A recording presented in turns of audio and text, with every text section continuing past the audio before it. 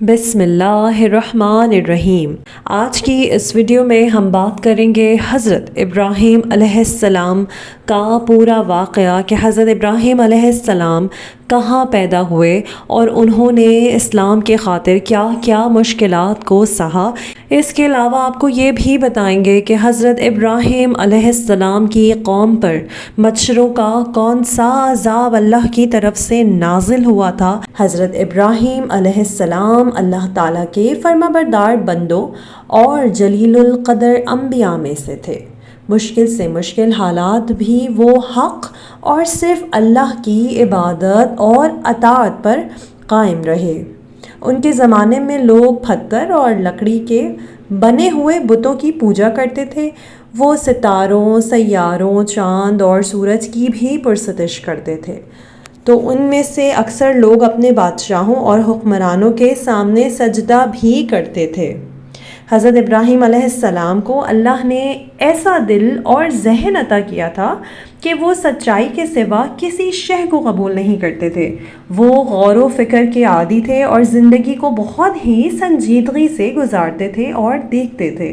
حضرت ابراہیم علیہ السلام کے والد کی بات کرتے ہیں اور آپ کو یہ بتاتے ہیں کہ حضرت ابراہیم علیہ السلام کے والد عام قسم کا بت پرست نہیں تھا، کیونکہ وہ صرف بتوں کی پوجا کرتا نہیں تھا بلکہ اپنے ہاتھوں سے بت بنایا بھی کرتا تھا۔ لیکن ابراہیم علیہ السلام کے دل و دماغ کو اللہ تعالیٰ نے بچپن ہی سے روشن کر دیا تھا۔ وہ ہر معاملے میں عقل و شعور سے کام لیتے تھے اور لوگوں کی اس بے عقلی پر وہ بہت ہی حیرت کا اظہار کرتے تھے کہ وہ خود ہی بت بناتے ہیں اور پھر انہی سے حاجت اور انہی سے دعائیں مانگتے ہیں اور انہی کو سجدہ کرتے ہیں۔ یہ تو ہم نے آپ کو بتایا کہ حضرت ابراہیم علیہ السلام کون تھے اور ان کی قوم کس چیز کی پوجا کرتی تھی۔ لیکن اب ہم آپ کو بتاتے ہیں کہ حضرت ابراہیم علیہ السلام کہاں پیدا ہوئے تھے، یعنی ان کی ولادت کہاں ہوئی تھی اور ان کی قوم پر مچھروں کا عذاب کیسے اور کس وجہ سے آیا تھا۔ حضرت ابراہیم علیہ السلام جو تھے ان کی ولادت نمرود کے زمانے میں ہوئی تھی۔ آپ کے والد بت تراش اور بت فروش تھے، لیکن حضرت ابراہیم علیہ السلام بت پرستی کے خلاف تھے۔ نمرود کو اس بات کی جب خبر ملی تو اس نے حضرت ابراہیم علیہ السلام کو اپنے سامنے بلایا اور کہا کہ سجدہ کرو۔ آپ نے اسے سجدہ نہ کیا۔ پوچھنے پر بتایا کہ میں اپنے پروردگار کے سوا کسی دوسرے کو سجدہ نہیں کرتا۔ نمرود نے پوچھا تیرا پروردگار کون ہے؟ حضرت ابراہیم علیہ السلام نے فرمایا میرا خدا وہ ہے جو مردے کو جان بخشتا ہے اور زندوں کو بے جان کرتا ہے اور مشرق سے آفتاب نکالتا ہے۔ نمرود نے شیطان کے بہکاوے میں آ کر حضرت ابراہیم علیہ السلام کو قتل کرنے کا منصوبہ بنایا۔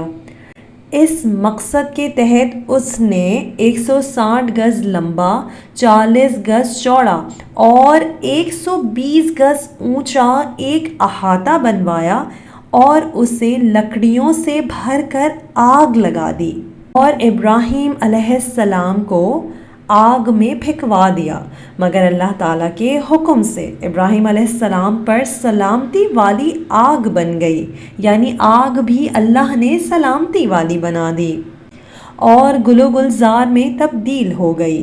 یہ دیکھ کر نمرود کی لڑکی آپ یعنی ابراہیم علیہ السلام پر ایمان لے آئی، مگر نمرود ایمان نہ لایا بلکہ ابراہیم علیہ السلام کے مقابلے کے لیے لشکر اکٹھا کیا۔ ابراہیم علیہ السلام نے دعا کی اور اللہ نے مچھروں کا لشکر بھیجا، اس نے نمرود کے سپاہیوں کا گوشت پوست تک کھا لیا، یہاں تک کہ ایک مچھر نمرود کے دماغ میں جا کر بیٹھا اور اس کا مغز کھانا شروع کر دیا۔ اس کی حرکت سے اسے تکلیف ہوتی، لیکن جب کوئی چیز سر پر مارتا تو آرام محسوس کرتا۔ وہ 40 برس تک اس عذاب میں مبتلا رہا۔ حضرت ابراہیم علیہ السلام اپنی بیوی سارہ کے ساتھ مصر پہنچے۔ وہاں مصر کے بادشاہ فرعون نے حضرت سارہ پر دست درازی کرنے کی 3 بار کوشش کی، مگر ہر بار آنکھیں اندھی ہو گئیں۔ चुनाचा उसने तौबा करके हज़रत सारा को एक कनीज़ हाजरा अता की। जब इब्राहीम अलैहिस्सलाम अपनी बीवी सारा और कनीज़ हाजरा के हमरा फ़लस्तीन से होते हुए शाम तक पहुँच गए। हज़रत इब्राहीम अलैहिस्सलाम ने लोगों को शरीयत सिखाई। आप अलैहिस्सलाम ने खुदा की इबादत के लिए जब एक क़िबले की दुआ की तो जिब्राईल अलैहिस्सलाम ने बहश्त से एक पत्थर लाकर बैतुल मुक़द्दस की जगह रखा। हज़रत सारा ने अपनी कनीज़ हाजरा आप अलैहिस्सलाम को बख्श दी। इस कनीज़ के बतन से हज़रत इस्माईल अलैहिस्सलाम पैदा हुए। हज़रत सारा ने जब फ़र्जंद की ख्वाहिश की तो उनके बतन से हज़रत इसहाक़ अलैहिस्सलाम पैदा हुए। अरसे बाद हज़रत इब्राहीम अलैहिस्सलाम ने 3 रोज़ तक ख्वाब में देखा कि कोई शख्स कहता है कि अपने बेटे को कुर्बान करो, क्योंकि उन्होंने उसकी नज़र मानी थी। इस तरह हज़रत इब्राहीम अलैहिस्सलाम अपने बेटे को खुदा की राह में कुर्बान करने की कोशिश करते हैं, मगर जब हलक पर छुरी फेरना चाहते थे तो हुक्म हुआ अल्लाह की तरफ से, ए इब्राहीम तूने अपना ख्वाब सच्चा कर दिखाया, अब इसके एवज़ एक मेंढा ज़िबह करो। चुनाचा आपने एक मेंढा ज़िबह किया, जिसके बाद कुर्बानी की रस्म का आगाज़ हुआ। इब्राहीम अलैहिस्सलाम को जब तामीर काबा का हुक्म हुआ तो आपने हज़रत इस्माईल अलैहिस्सलाम के हमरा खानाए काबा की तामीर की।